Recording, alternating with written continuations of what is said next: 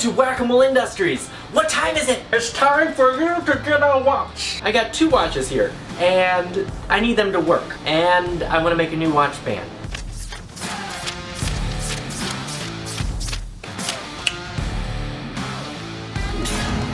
It's time for me to get a watch. I mean, I got 2 watches here, and they're old watches, and I need them to work. They don't right now. So there are 2 things I need to do. I need to replace the battery, and I want to make a new watch band. The reason why I need to fix them is, well, I want to fix them is for reenacting purposes. I need an old looking watch so that I can tell what time it is. And while I'm fixing up one for myself, I might as well fix it up for my best buddy, my wife, so she can figure out what time it is as well. First step, I gotta take these off my wrist. So in my eons of tools, I could not find a safe tool to remove this back plate of the watch, so I ended up using a razor blade. There's a little flat tab that it can just slide underneath. It has to be something super thin, and then with a little bit of work, it'll pop off the back. And then the battery just popped out very easily on this watch. I just had to pop that in. These batteries were really cheap off of Amazon. Now it's time to flip it over and actually see if it's alive. It works! It's alive! It's worth it to move forward and replace the watch band on this watch. Now let's see if we can fix the next one as well. This battery was a little harder to get out. I'm having to use a little bit of leverage to pop it out as it's good and tight in there. You just have to be very careful what you're using with your leverage because you don't want to actually break the watch any more than it already is. And wait, it works! Now I just need to pop on the back and replace the watch band on this one as well. Now that the batteries are replaced, it's time to go ahead making the new watch band. What material will I be making this hopefully awesome watch band with? Well, this here leather. It's full grain leather, and it's actually from a scrap that I got from a little leather shop that I found. They were selling scraps for like $2 a chunk, so I was like, sweet, I'll get some. It's a cowhide. I think it's from the side. It's a reasonably thin material, as you can see. One side of it is finished, as you can see. This is the unfinished side, and this is the finished side. So let's see how smooth I can get it and how I can get it to work. I'm gonna work on making this new band longer.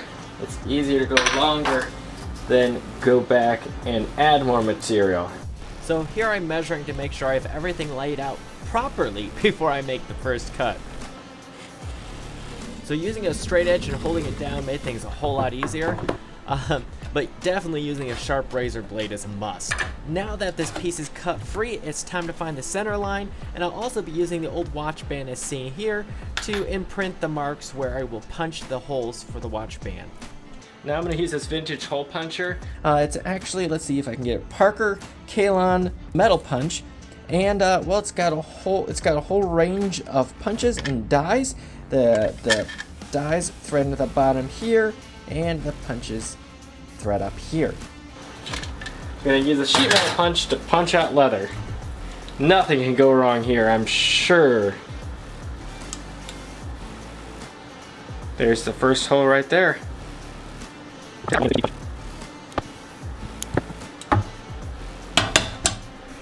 There we go. The holes for the strap. I'm gonna have to clean this all up as it didn't punch it out perfect on the back. So this is my first leather project. I don't think I mentioned that, but not perfect straight, but hey, that's pretty presentable. So what I need is I need enough material to be able to wrap around my arm like that, and then to come across and fit the buckle in. So that looks like it will right there. So I need my hole centered, but right about there. I'm actually gonna use my same punch again.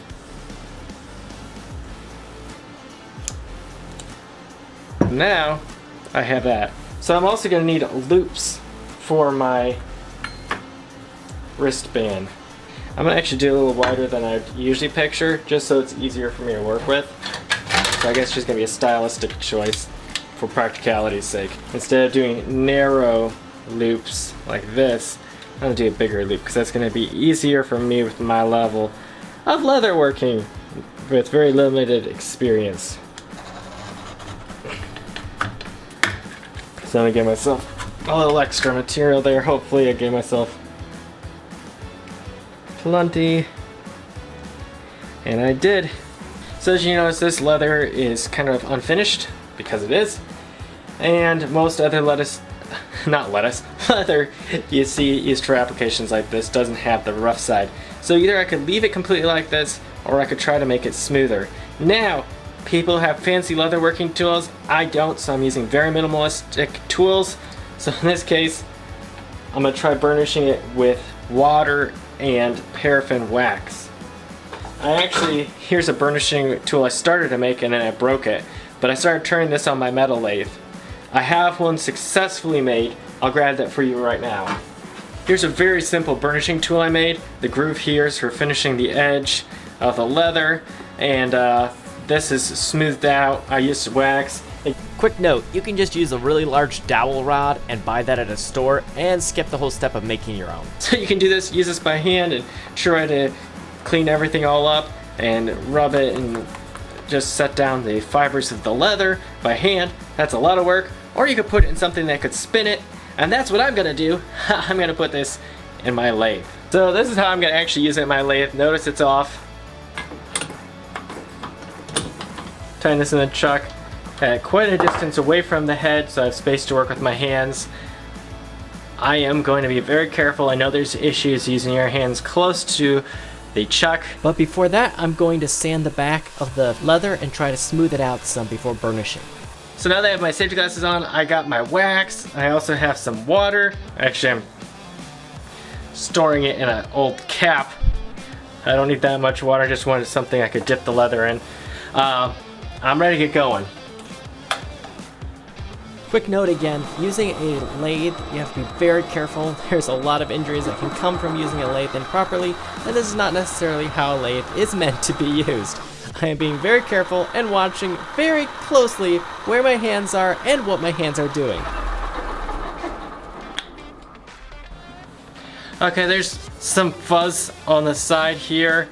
Most of the stuff is like bent down, but there's still some fibers that can get kicked up. Is this just because of the type of the leather that I'm using? Or is there something wrong with my finishing process? I think this is about as good as I'm gonna get it with the tools in my process right now at this point. Now I'm looking at adding the loop. I'm going to do a combination of sewing and gluing to just make sure everything stays into place. Now something I think I'm going to try out, I don't know if this is a big old no-no, but I'm going to try hot gluing this on the back. Just holding it down while the glue dries. So this thread I purchased quite a few years ago. It's actually meant for leather work. Oddly enough, I've never used this thread for leather working before, even though that's what its purpose is. And I bought it years ago actually for working on canvas. I can understand not everybody wants to use hot glue. I have E6000, which is a type of glue. That might be a better glue for leather. Let me know if you know if that's a better idea or not. I think I'm going to assemble the buckle first. Yeah, that might be easiest. Now the tedious part of installing the watch pin, where you're always wondering if it's going to shoot out and hit you in the eye, or if you're going to stab yourself in the finger with whatever tool you're using to put the watch pin in place, and it's probably not the tool that was designed for it either. That's of course how it goes. Actually, I think I'm going to punch them using the nail, because as silly as it sounds, I can't see very well to line that up. So after gluing down the leather at the end that holds the loop on and the buckle, it's time to punch the holes through it so that I can sew it. Just extra insurance to make sure it doesn't fall apart and it looks good. Now it's time to cut it and make sure I don't cut my finger at the same time. See, when I pulled that through, it roughed up the edges. There's the watch. One watch band down. It's a little rough. Again, there's a better way to finish it. Please let me know in the comments. So that's one watch band down. Now it's time to move on to the next one. This one, I'm not going to show you each step-by-step process because you can guess how it all went because you saw the first watch. The key difference with this one is that the watch band is not one singular piece, but it's two separate pieces. One piece for each side of the watch. That means there are more watch pins to battle with and more sewing to do. And of course, more holes to punch, so all of the good stuff. Oddly enough though, this watch took me less time. I think it was because I had practice with the first watch. So stick to the end in just a second and you'll see the finished watches. So here are the 2 completed watch bands. This one goes straight through, as you can see. A little less sewing. This was a little easier of a project for me to do. This one was a little harder, but it took me less time just because I had already done this one first. Now, the things I did learn along the way, double check your measurements for spacing for your holes. It's very easy to mess that up, especially when you're using something like this to punch the holes, because you can't see quite what you're doing. 2, double check your spacing so that your holes and your sewing and everything all line up and look equal if your project calls for that.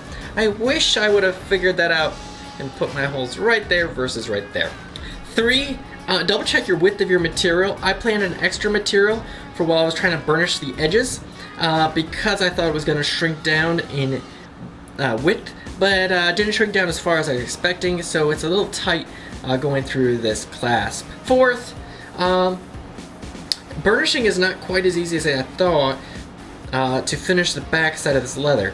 Sanding did bring a better finish quicker, and then I tried to burnish it, but a day or so afterwards, you can see it's not the smoothest. This is probably the best right here. Here it's not very smooth. It's super soft, super comfortable, but and you can see it's the same thing here as well.